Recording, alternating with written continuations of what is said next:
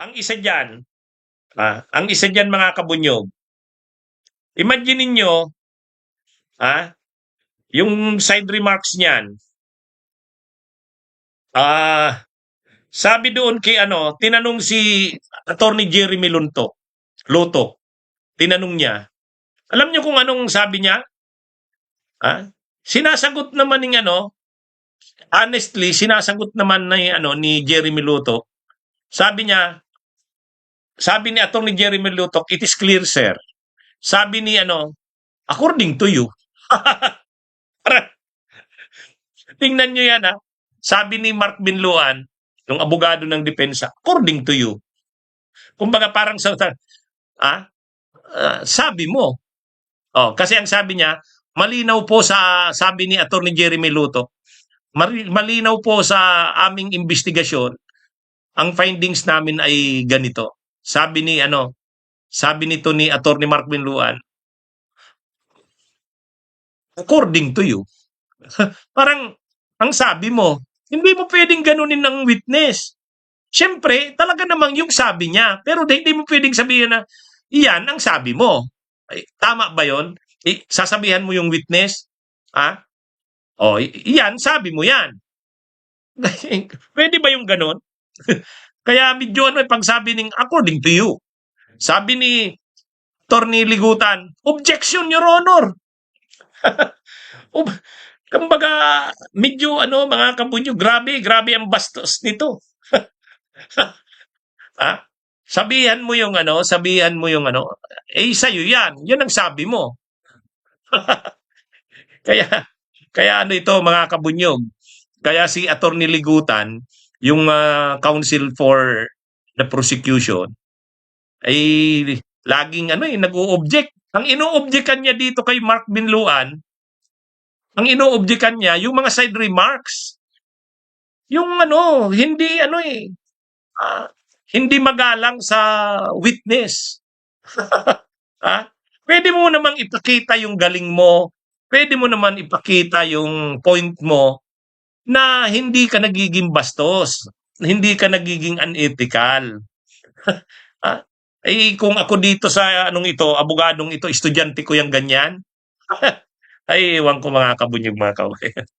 Ibang klase Tapos imagine niyo ito pa ang ginawa niya. Ito, may isa pang ginawa kanina. Talagang pati si Chis Escudero nag-react na eh. Ito, yung grade ni Sarah.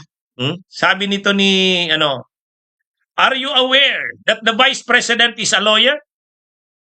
That of course she has a law degree and passed the bar exams with the first attempt and with a rating of 80%. Are you aware of this? Yun pa lang. Anong connect? Anong connect doon? Tsaka bakit mo ipagyayabang yun? Sabi naman ni mabuti, mabait si Attorney Jeremy Lutok. Sabi niya, yes sir, I heard it in the news sir. O di nag-object na naman si Ito pa, sabi niya pa ni she has a higher grade than most of the lawyers here. Nag-object na naman si Attorney Ligutan. O ngayon, sabi ni Chis Escudero, counsel for the respondent, kindly avoid those disparaging statements given that there are a lot of lawyers here and you don't know what their grades are. Imagine niyo yan mga kabunyo. Babanggitin mo doon yung grade ni Sara Duterte. Anong connect? Anong relevance noon? Actually, ang laging nire-raise sa kanyang issue ni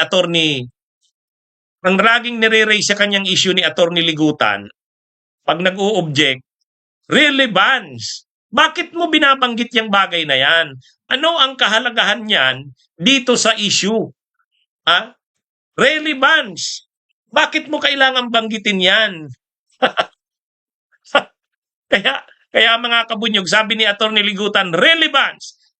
Objection, Your Honor, relevance. Pag sinabi sa aming mga abogado, mga kabunyog, pag sinabing relevance, ano ang kahalagahan o relevance ng mga sinasabi mong yan dito sa pinag-uusapan natin? Katulad nun, anong kahalagahan na banggitin mo yung grade ni Sara Duterte? Anong kahalagahan nun? Anong connect? Anong relevance? Pati si Chis Escudero, nilektorahan na siya eh. Kaya mga kabunyog, mga kababayan, ang haba ng ano kanina, napakahaba ng cross-examination. Actually, nabubor na ang mga tao. Nabubor na. Hindi mo alam, ano bang tinutumbok ng prosecution kanina? I know, ng defense. Anong tinutumbok? Anong pinupunto? Ang dami lang na mga nire-raise nitong mga issues ni Attorney Mark Binluan. Mga irrelevant. Kaya laging ang nire-raise na issue ni Attorney Ligutan kanina, objection, Your Honor, relevance. Ang ibig sabihin nun, bakit mo nire-raise yan? Anong relevance ng binabanggit mo na yan? Anong kaimportantehan yan dito? Anong connect? Relevance. Kaya ang haba-haba, wala namang saysay na yung mga pinag-uusapan. Sa totoo lang, para yatang baka ganun ang strategy nitong nasa defense. Mabore ang tao. Yun, magsawa na ang tao, wala nang interest sa impeachment kasi kung ano-ano na lang ang pinag-uusapan, wala namang saysay. Parang ganun ang Parang ganun ang estratehiya nila. Yung kung ano-ano na lang ang sabihin, basta may masabi lang. Kaya nga laging ang objection ni Attorney Ligutan, relevance, Your Honor, objection. Anong relevance? Kaya to mga kabunyog? Napaka-unprofessional, tama ka, Restituto Lumbo. Mukha nga talagang ang strategy nila, parang ganun nga. Ang strategy nila ay pahabain ang trial, yung tipong ang tao madidistract sa main issue. Katulad nun, ang main issue, yung pagbabanta ni Sara, yung nasa video. Kung saan-saan na dinadala. Kung saan-saan na dinadala. Nito ni Binluan. Hindi naman interesado na ang tao kanina. Kaya lang siyempre, pinapabuelo rin ni Chis Escudero para maipakita na fair ang impeachment court. Kaya lang bastos na din kanina eh. Bastos na. Maraming mga side remarks laban kay dito kay Attorney Jeremy Lutok. Katulad nun, sabihin mo, according to you. Sabihan mo ba ng ganun? According to you. Hindi pwedeng Kaya lang mukhang ganun ang kanilang strategy. Kung ano-ano na lang ang issue, nabubor na ang tao, nalilito na ang tao, ano na bang pinag-uusapan? Hindi sila nagko-concentrate doon sa main issue. Yan. Bunyog, halikan na kasama ka. Bunyog, kapag buklod ay may pag-asa. Luzon, Visayas, Mindanao, isa ang pananaw.